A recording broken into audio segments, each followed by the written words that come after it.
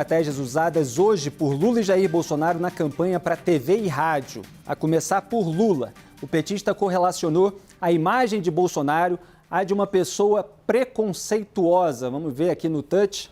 Ele correlacionou a imagem de Bolsonaro ao preconceito contra o Nordeste. Destaque para 86% da obra da transposição do São Francisco, feita no governo Lula, promessa de garantia de juros baixos para pequenos empreendedores, criação do Ministério da Mulher, expansão da lei de cotas. Yuri Pita, a gente pode começar com essa crítica ao Bolsonaro em razão de uma declaração que ele deu, que foi bastante explorada pela campanha do PT. O Lula chegou a dizer que quem tem um pingo de sangue nordestino não era para votar no Jair Bolsonaro. Isso pode fazer efeito?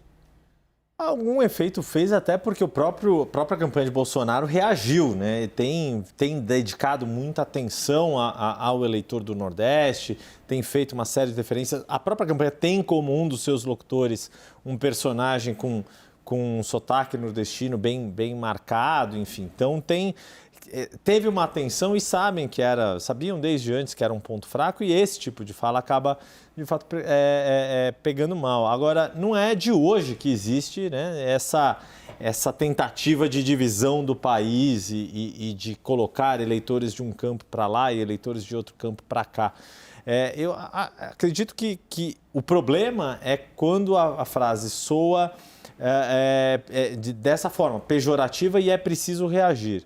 Da mesma forma que Lula acaba caindo nas armadilhas de Bolsonaro quando entra nessa pauta de costumes, nessa questão do Nordeste, em especial do eleitor mais pobre, talvez seja um ponto fraco que volta e meia Bolsonaro acaba, ou os seus aliados acabam escorregando e dão margem a críticas, como essa questão dos eleitores do Nordeste, como a questão da associação com os eleitores, com a votação de população carcerária, que inclusive motivou uma representação movida pela Defensoria Pública da União, alegando que é discriminatória, que é estigmatizante. Então, são discursos que são preocupantes. Foi a crítica recebida pelo Lula com a associação dos caipiras, do interior de São Paulo. Exato. É o tipo de escorregão que, né, na entrevista do Ratinho, chamou de entrevista.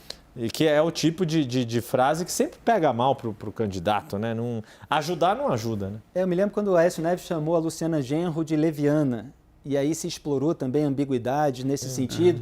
Isso às vezes fica na cabeça do eleitor? A questão do leviana a gente acompanhou muito bem em 2014. Não era uma questão com a Luciana, foi para Dilma, inclusive nos debates de segundo turno. E a palavra leviana muitas vezes é vista no Nordeste como algo relacionado a... Eu estou procurando uma palavra para falar aqui, sem ser pejorativa. Uma coisa meio Casagrande Senzala, assim? Não, é mais relacionado à atividade profissional. Tá. Então, que no Nordeste tem uma conotação muito mais pejorativa do que tem na região sul. Então, os candidatos escorregam. Normalmente, escorregam dizendo o que pensam. Uma conotação ligada à prostituição. Obrigado. É a palavra que a gente tem para falar, né? A gente que está falando, a profissão mais antiga da humanidade. Agora, Raquel, destaque para 86% da obra da transposição do São Francisco feita no governo Lula. Quer dizer, o Lula tentando se apropriar de um crédito que muitas vezes o Bolsonaro quer também para ele. Nossa, isso tem sido uma briga na campanha, né? Quem é o pai da... Obrigada, Cláudia, é isso mesmo. Quem é o pai da obra da transposição do São Francisco?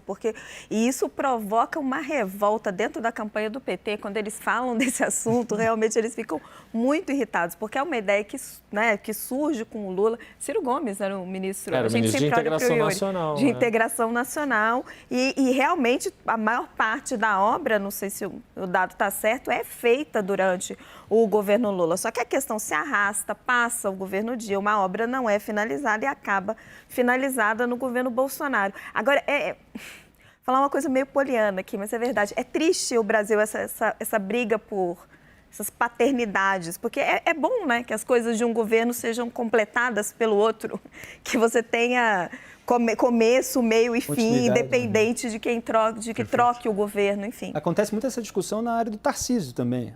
Atual aí, segundo turno junto com o Fernando Haddad em São Paulo.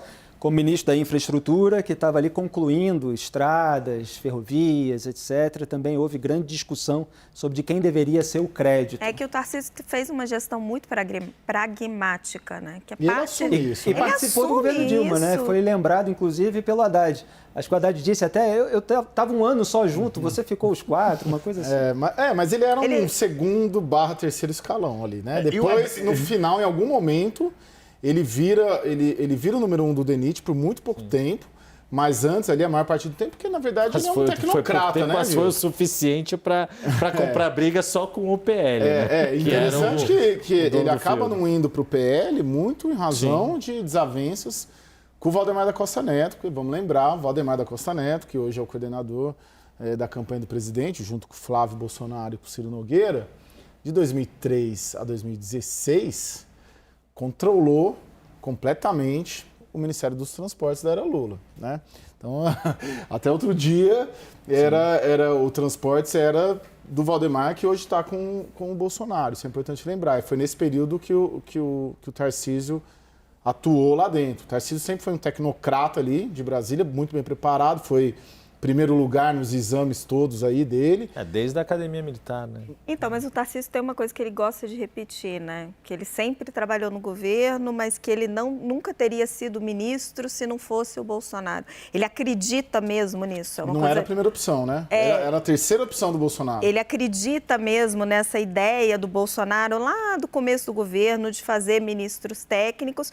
E eu acho que o Bolsonaro enxergou a capacidade técnica dele, que isso geraria dividendos políticos, e manteve ele durante o governo. Agora, justiça seja feita, ele fez uma gestão técnica e, pelo menos aqui em São Paulo, é um dos ativos que ele tem e que está sendo reconhecido pelo eleitor. Uma segunda justiça a ser feita, poucas pessoas do PT brigaram tanto com a Dilma quanto o Haddad também.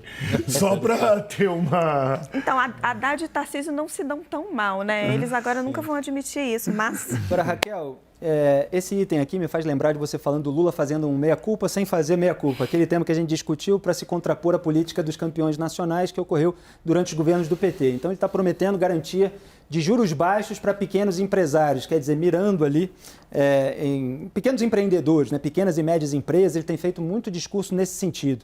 Isso adianta? Gera algum tipo de distorção? É prático? É eficaz? Então, Felipe, eu acho que assim, economicamente... pode ser uma medida complicada de você gerar distorções no mercado de crédito. Agora, politicamente, o que o Lula está fazendo é conversar com essa faixa desses empreendedores que hoje são muito bolsonaristas. Mas muito. É um segmento do empresariado onde o Bolsonaro é muito forte. Porque é um setor ali que sofreu muito da perspectiva deles, né? Sofreu muito com regras trabalhistas, principalmente no governo Dilma. Eles tinham muita reclamação, questões tributárias. Então, assim, eles têm realmente uma ojeriza ao PT. Como o que o Bolsonaro não fez para eles foi essa questão do crédito, o BNDES hoje empresta muito menos do que emprestava lá atrás, é o caminho que o Lula tem de conversar com esse eleitor. Mas eu acho que ali, para ele, é muito complicado, porque tem poucos segmentos da sociedade onde eu enxergo mais resistência.